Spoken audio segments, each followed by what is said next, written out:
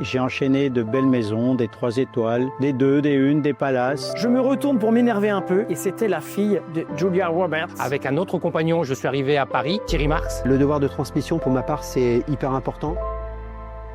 Bonjour, je m'appelle François Gagnère, je suis le chef propriétaire du restaurant Anicia. Bonjour, je suis Jérémy Combe, expert en savoir-vivre et bonne manière à la française. Joël Defive, artisan boulanger. Pierre Cor, je suis le chef exécutif de chez Bridor. Ghislain Vaillère, spécialisé en conseil, en aménagement, dans la partie spa et le wellness, en hôtellerie de luxe. Christophe Girard, maison Évidence Traiteur. Stéphane Duval, meilleur envoyé de France charcutier traiteur. Anthony Théron, chef pâtissier. Je m'appelle Dylan Gallet, je suis professeur de sciences et technologies culinaires. Cette année, je vais intervenir à l'IFH pour un module sur l'intelligence artificielle applicable à la cuisine. Je vais proposer à l'IFH une cuisine dépoussiérée, une cuisine du marché et une cuisine végétarienne. Je viens donner des codes, ouvrir des tiroirs, des petites portes pour être à l'aise dans toutes les situations de la vie quotidienne et encore plus dans l'univers de la restauration et de l'hôtellerie car le luxe répond à des exigences. Je vais faire plusieurs formations durant 2026 sur la boulangerie, bien sûr, sur le pain, sur la viennoiserie. Au niveau des formations, on va travailler sur le brunch, sur l'univers des pièces cocktails, sur le snacking et sur les sauces et les émulsions aussi. Nous allons enseigner à nos étudiants toute cette découverte du spa et du wellness qui est maintenant un acteur et un vecteur très important au niveau de l'hôtellerie de luxe. À l'IFH, donc, je vais proposer une formation sur tout ce qui est pièces cocktails, canapés sucrés et salés. J'enseigne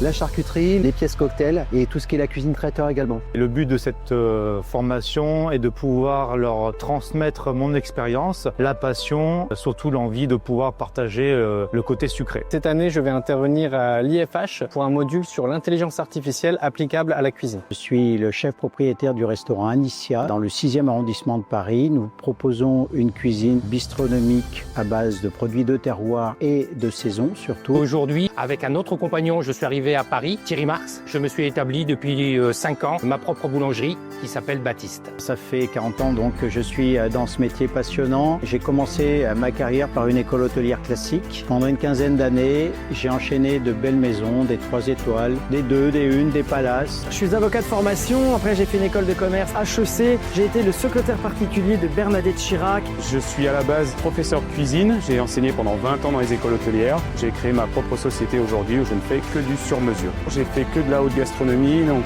restaurant étoilé, relais et châteaux. J'ai eu 3 restaurants aussi en tant que chef. Alors de mon côté, je suis passé par plusieurs concepts de restauration qui vont du 1, 2 et 3 étoiles Michelin. J'ai créé il y a quelques années mon entreprise et ma société. Et aujourd'hui, je suis professeur de cuisine dans différents établissements parisiens. Pourquoi l'IFH? C'est une question de rencontre, d'être humain et de feeling. Le projet m'a plu. Retrouver cette excellence et de pouvoir proposer des formations carrées qui tiennent la route et qui font rêver un peu les gens. Parce que c'est un lieu familial, c'est pas simplement de la formation, c'est aussi un lieu d'échange. Pourquoi l'IFH? En tant que compagnon d'Edwards Unis, c'est toujours intéressant de pouvoir continuer à transmettre son savoir. J'ai commencé par la restauration gastronomique, puis je me suis orienté dans l'événementiel, donc 5 ans chez Potel et Chabot. Puis après, j'ai passé 8 ans chez Dalloyau en tant que chef. Depuis 4 ans, en charge des événements et des partenariats chez Bridor. Le devoir de transmission, pour ma part, c'est hyper important. Rencontrer bien sûr d'autres professionnels, échanger. Tous ces jeunes qu'on est amenés à former pour la continuité dans nos métiers. Et j'étais très fier qu'il y ait une école d'hôtellerie et de restauration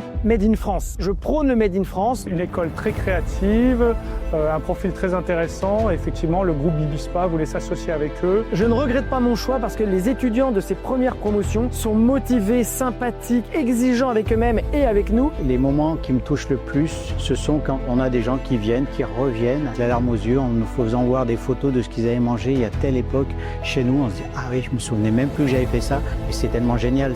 C'est pour ça qu'on travaille, c'est pour ça qu'on aime ce métier. Semaine de la francophonie en Jordanie. J'arrive à Amman, j'avais des produits dans ma valise destinés à un cocktail pour 250 personnes 2 jours après. J'arrive à l'aéroport, pas de valise, pas de produits, pas de veste de cuisine, etc. Donc voilà, j'ai travaillé avec les mêmes vêtements pendant 2 jours.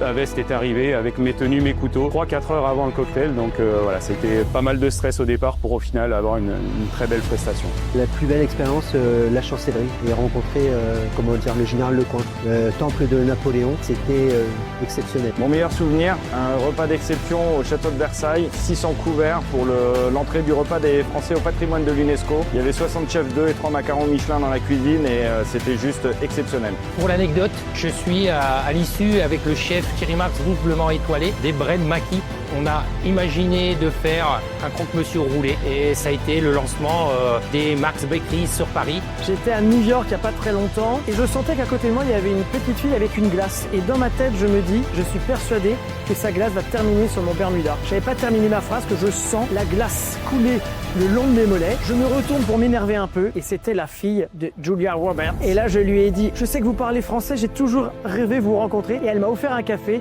pour excuser le geste un petit peu malheureux de sa fille. Et je trouve que c'est une anecdote assez croustillante.